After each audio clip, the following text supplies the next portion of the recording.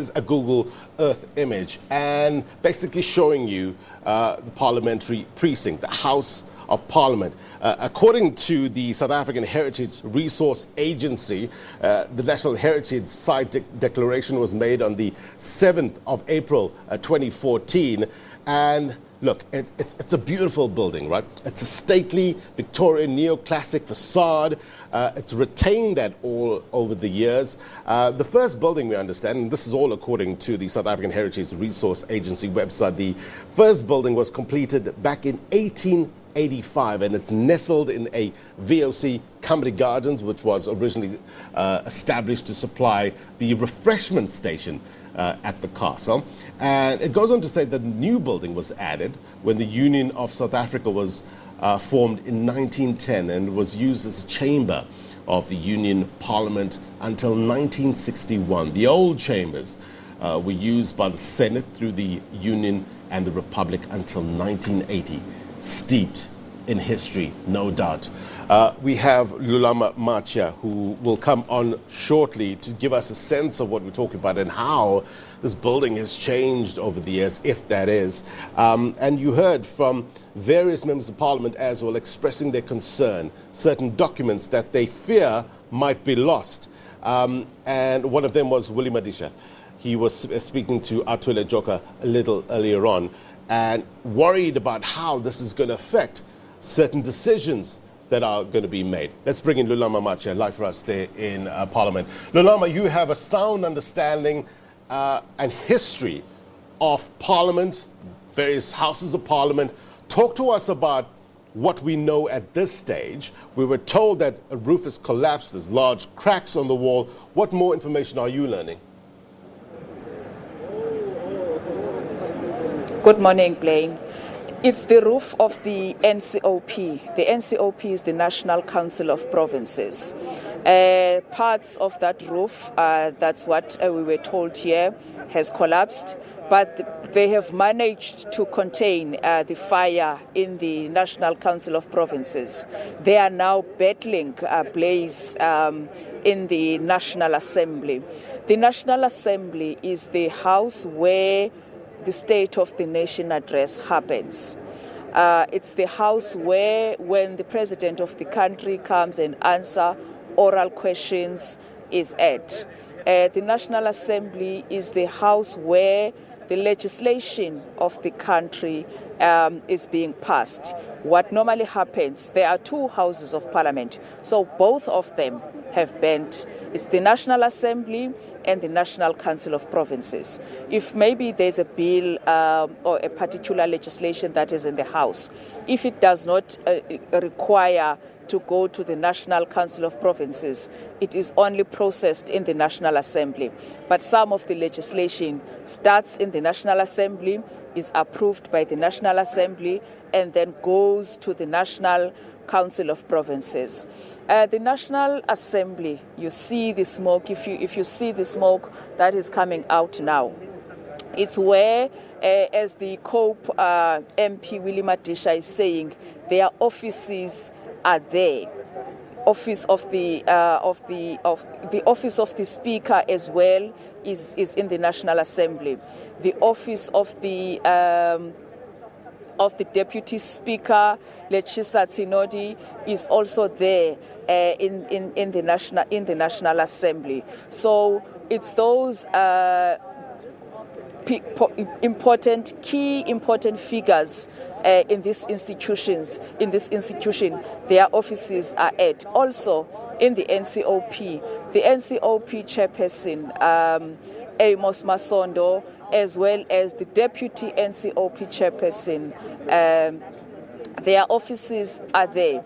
But for now, Blaine, we don't know if the fire has affected offices, because when Public Works Minister Patricia de Lille came to brief us, she said to us that it's the chambers that are burning. The NCOP chamber has burnt, and she also said, even here in the National Assembly, it's the chamber that is burning. Talking about legislation, Blaine, one of the key pieces of legislation that the National Assembly is expected to process this year is amendment to the Electoral Act. We know that the Constitutional Court ruled that independent candidates can now stand for national elections. So the Constitutional Court gave Parliament a deadline of this year in June. So when Parliament resumes after the summer recess, it said that the Electoral Act is one of the pieces of legislation that they need to quickly work on, because we know that general elections are just around the corner. And some members of Parliament who rushed here, they are expressing concern now with these developments. They are worried that some of their most important documents might have burnt in the fire, and what then it will mean for them for their work, because they are saying that it will take a long time to recover from this fire that is happening. So Lulama, your understanding of what is stored in that building and the various sections, the concern that certain documents, important documents, might be lost. Do you reckon that those concerns are warranted?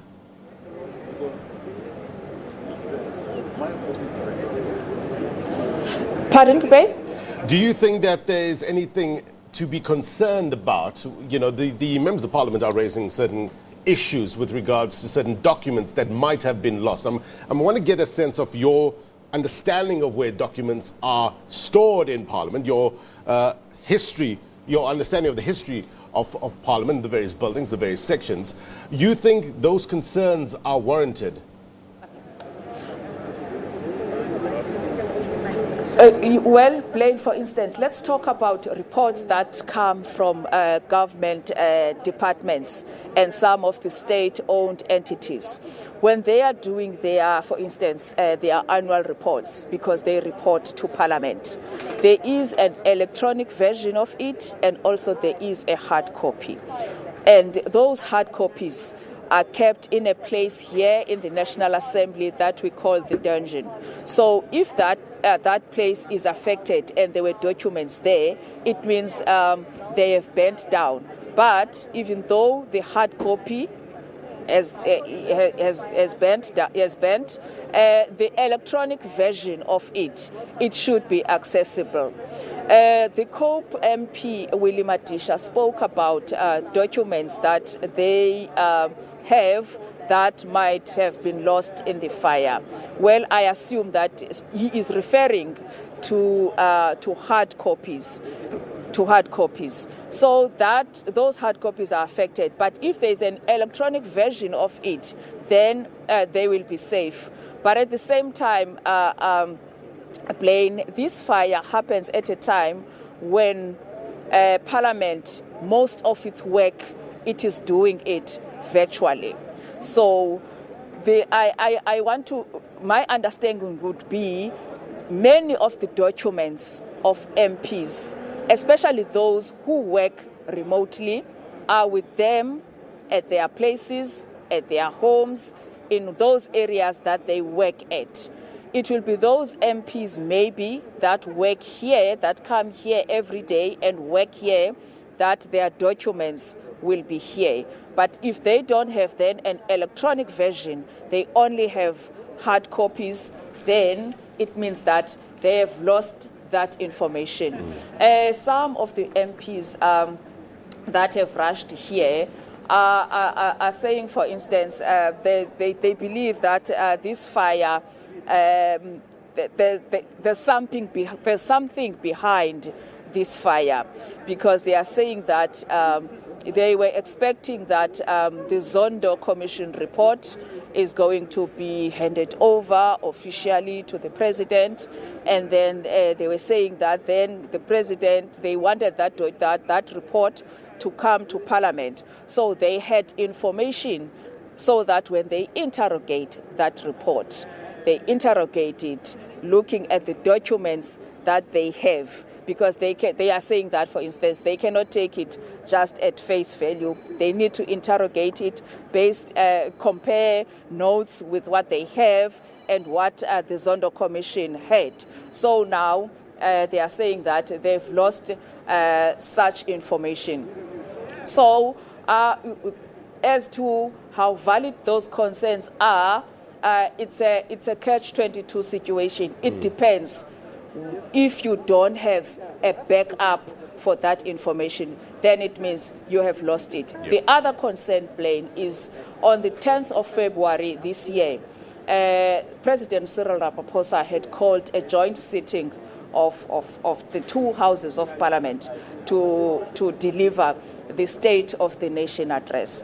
Some are raising concerns now that what is going to happen to that. If the chamber of the National Assembly is burning right now as we speak, how many days are left before the 10th of February for the opening of Parliament? What is going to happen to that? Because even if they are working virtually, on that day when the president speaks to the nation, he comes here in the House and delivers the State of the Nation address. Yeah, look, that question was answered in part by my earlier conversation with the Speaker of the National Assembly, Nosiviwe Mapisa-Nqakula, who said emphatically that it will not stop the State of the Nation address by the President. We shall see. She's going to get a briefing on scene very shortly, so she'll get a full assessment. Maybe if there's anything different, she will let us know. Now, the important point that you made with regards to there's two versions. There's an electronic version and there's a hard copy. So the hope is that that electronic version is still safe and sound. Lulama, from your reporting and the history in terms of any incidents that have been happening in Parliament, has there been any of late, any risk assessment done with regards to those buildings behind you?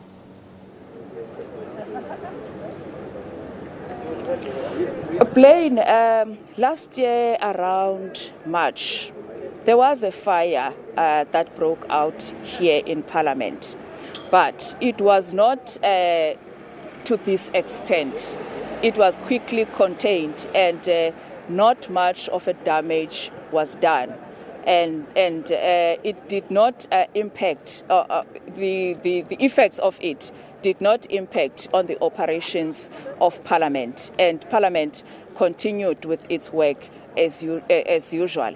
Secondly, Blaine, in the past couple of years, not long ago, past couple of years, there was an incident here in Parliament when there was a scuffle amongst the members of Parliament, and then the glass doors in the old assembly building, they were broken down and they were fixed, and it never had an impact on the operations of Parliament, that scuffle, which resulted in that.